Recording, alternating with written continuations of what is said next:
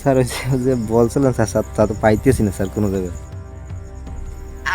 আমি দাঁড়াই রয়েছি গেটের সামনে, আমি এখনো বসে রয়েছি। স্যার ও আমি মাল নিতে স্যার আমারে তো স্যার কেউ তুই বিশ্বাস, দ্রুত দিয়ে যা। স্যার তোরা আমারে স্যার তুই কেউ, দ্রুত আমারে স্যার কেউ বিশ্বাস করতেছে স্যার। শোন। আর আমি তো স্যার এই মাদকের বিরুদ্ধে কাজ করি, তো স্যার এই যে ফেসবুকে ভিডিও ছাড়ছি স্যার, এগুলো দেখে তো সবাই অবিশ্বাস করে আমার বুঝছেন। কথা শোন শোন, কে শোন, সবার চোখ ফাঁকি দিতে পারবি, আমার চোখ ফাঁকি দিতে পারবি না।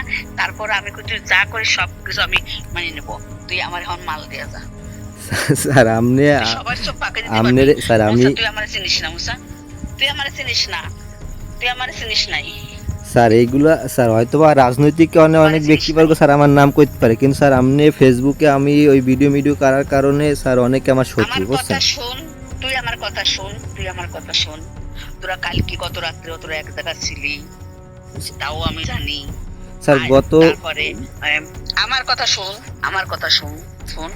তুই কোথায় কোন জায়গায় কখন কি অবস্থায় ছিলি তাও জানি, কি করছিস তাও জানি, সব কিছু তুই জানিস। আমি 4টে পর্যন্ত তোর ওই এলাকায় এনেছিলাম। এখন কথা সেটা না, আমি সব কিছু জানি, আমার চোখ পাখি দেবি না। তোরে আমি কইছি দিয়ে যেতে, তুই দিয়ে যা। আমি তো বললাম যে তুই তুই যদি মনে করিস যে তোর দিদি আসলি করে তো আমি ধরবো, এটা যদি মনে করিস তাহলে তুই ভুল বুঝলি। তুই এটা ভুল স্যার বুঝলি। তুই কালকে আমার দরকার স্যার আমার কাল কথা শোন, হ্যাঁ আমার কথা শোন। তুই যে কোনায় থুয়ে যা, কোনায় থুয়ে দূরে যাই আমার ফোন দিস দরকার হয়। যদি বিশ্বাস না হয় যে স্যার দূরে যাই কবে স্যার অমুক জায়গায় থুয়েছি, ঠিক আছে? স্যার কালকে ঠিক রাত আছে। স্যার আমি একটু বলি স্যার, কালকে রাত্রে রায়হান না বা না, আমি আগে আমি ওইসব বাদ, ওইসব বাদ দে, ওইসব বাদ দে। তুই আর আমার এটা দিতেই হবে।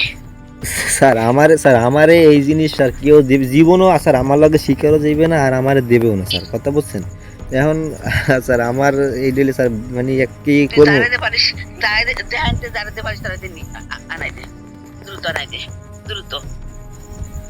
স্যার আমার স্যার আমি বিপদে হেলাই দিতে স্যার, আমারে কেউ স্যার বিশ্বাস করতেছে না, আমি বারবার চেষ্টা করছি স্যার আমি অনেক। তো আমি তো বললাম, তুমি আমারে এত ছোট মনে করো না, আমি যে কিছু না। আমি কিন্তু তোরা আর একটা বারের সুযোগ দেবো না। এই যে সুযোগ, এই শেষ দিয়ে আমি নামাজ পড়তেছি, তারপরে কিন্তু আমি কাজ শুরু করবো এবং তুই ওর মধ্যে স্পষ্ট নামে চলে যাবি। আমি আর কথা বলবো না। হ্যালো, কোথায় আমি বাড়ি। তোর নামে মামলা হইতেছে তুই জানিস? তা তো জানি না। ওরা স্যার কি বলছিল তোরে? দাদা আমি স্যার আমার একটা কথা বলছে, আমি এই 50 পিস ইয়ে স্যার কমনে পাম ভাই, আপনি আমার কোন আমি কি এদের সাথে ব্যবসা যদি আরে করতাম। ভাই, আমি আমি এত কিছু জানি না, তোর বাঁচানোর অনেক চেষ্টা করেছে। স্যার বলছে যে ও যদি না দেয় তাহলে ও যেহেতু মুসার কাছ ইলিয়াসের কাছ থেকে আমাদের কথা বলে, থানার কথা বলে 50,000 টাকা নিছে। হ্যাঁ ও যদি এটা ব্যবস্থা করতে না পারে তাহলে ওর নামে মামলা হবে। আমি আমি 50,000 টাকা নিছি, এই কথা আপনারা কি বলছেন? তুই যে আয়নাতে আমার ভিডিও করা আছে, তুমি বললে তো হবে না। মানে ইলিয়াস বলছে? আসামি নিজে বলছে এসে, হ্যাঁ। আর কেনা কেনা জড়িত সবকিছু বলছে এর সাথে। কার ও কাছ থেকে সে মাল কেনে, কার কাছ থেকে আনে, কে আইনে দেয়, সব বলছে। ও এটাকে আমি তোমার সাথে ঠাট্টা করতেছি না। আমার নাম আমার নাম মোহাম্মদ শফিকুল ইসলাম মুসা। আমি শরণখোলা ডিগ্রি কলেজের একজন নিয়মিত শিক্ষার্থী। আমি আজকে দুপুরে শরণখোলা ডিগ্রি কলেজে ইনকোর্স পরীক্ষা দিয়ে বের হই। বের হওয়ার পরে ওসি স্যার আমার ফোন দেয় এবং এর আগেও ওসি স্যারের সাথে আমার বহুতবার কথা হয়েছে এবং আমি বিভিন্ন সময় ফেসবুকে মাদকের বিরুদ্ধে বিভিন্ন লেখালেখি এবং ভিডিও পোস্ট করি। তো এই নিয়ে মাদক ব্যবসায়ী যারা আছেন তারা আমার প্রতি অনেকে অনেক হুমকি দেয়, মারার হুমকি দেয়, বিভিন্ন হুমকি আমার উপর আসতে থাকে। তো আজকে ওসি স্যারের নির্দেশে মাদক ব্যবসায়ী ইলিয়াস, তিনি দীর্ঘদিন যাবৎ শরণখোলা উপজেলার মাদক ব্যবসা করে আসছিলেন, কিন্তু তারে শরণখোলা থানা পুলিশ কখনো ধরতে পারে না। তিনি আজকেই প্রথম যে শরণখোলা থানা পুলিশ তাকে ধরতে পারছে।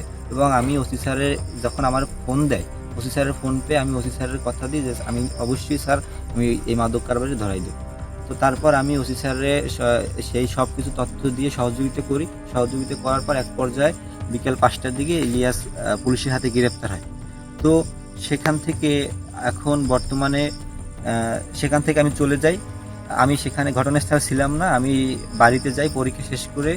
5টার সময় আবার আমাকে ওসি স্যার ফোন দেয় যে সমস্যা নেই, আমরা পাইছি। তারপর আরও অনেক কথা হয়েছে, কোথায় কি আছে, কেমনি কি ওর বাড়ি থেকে অনেক কিছু উদ্ধার হয়েছে, 30-35 হাজার টাকা উদ্ধার হয়েছে, তারপরে উদ্ধার হয়েছে, বিভিন্ন কিছু উদ্ধার হয়েছে। ওসি স্যার আমার এগুলো জানায়। তো আমি বাড়িতে চলে যাই। বাড়ি যাওয়ার পরে খাওয়া দাওয়া করে সন্ধ্যাবেলা আমার পড়তে বসি। পরে হচ্ছে যে আপনার 9টার দিকে থানা থেকে আমার ফোন দিতেছে, ওসি স্যার আমার বারবার ফোন দিতেছে, আমি ফোন দিয়ে বলতেছে যে মুসা তুমি থানায় আসো। আর তারপরে আমি বললাম স্যার আমি তো বাড়িতে, এখন তো বাসা দিয়ে বেরোতে দেবে না।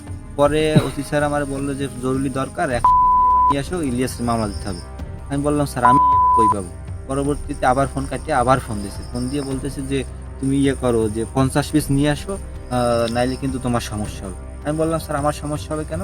পরে বলতেছে যে তুমি ইলিয়াসের কাছ থেকে প্রতি মাসে 50,000 করে টাকা নাও। আমি বললাম স্যার এগুলো সব মিথ্যে কথা, আপনি আসলে যাচাই করেন। আমি এই মাদক ব্যবসার সাথে বা মাদক সিন্ডিকেটের সাথে বা মাদক কারবারি কোনো লোকের সাথে আমার কোনো সম্পৃক্ততা নাই। কিন্তু বেশ কিছুদিন আগে এই শরণখোলা উপজেলার বিএনপি নেতা খাদেম মিলন, তিনি শরণখোলা উপজেলার বর্তমানে সেক্রেটারি, কিন্তু তার নাম ভয়তে কেউ প্রকাশ করতে চায় না। তো সে ইলিয়াসের কাছ থেকে প্রতি মাসে 60,000 করে টাকা নিত। সেই একটা অডিও রেকর্ড আমি এসপি স্যারের কাছে পাঠাই। এসপি স্যার তাৎক্ষণিক ব্যবস্থাও নিয়েছিলেন, কিন্তু সেই বিএনপি নেতা এবং ওসি স্যার দুজনের যোগসাজশে আজকে আমার নামে ইলিয়াসের সাথে একটি মামলা হচ্ছে। আমার বারবার থানা থেকে ফোন দিচ্ছে, ওসি স্যার বিভিন্ন জনের কাছ থেকে ফোন দিচ্ছে, তার বডিগার্ড ফোন দিচ্ছে, অন্যান্য দারোগার আমার ফোন দিচ্ছে, যে ফোন দিয়ে বলতেছে তোর নাম কিন্তু মামলা হইতেছে, আর নাহলে 50 পিস ইয়াবা নিয়ে, আর নাহলে কিন্তু তোর নাম মামলা হচ্ছে। এখন আমি নিরুপায় হয়ে গেছি।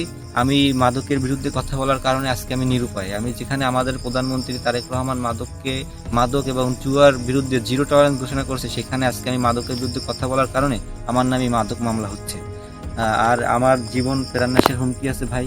আমি সবার কাছে অনুরোধ জানাই, আপনারা আমাকে সহযোগিতা করুন।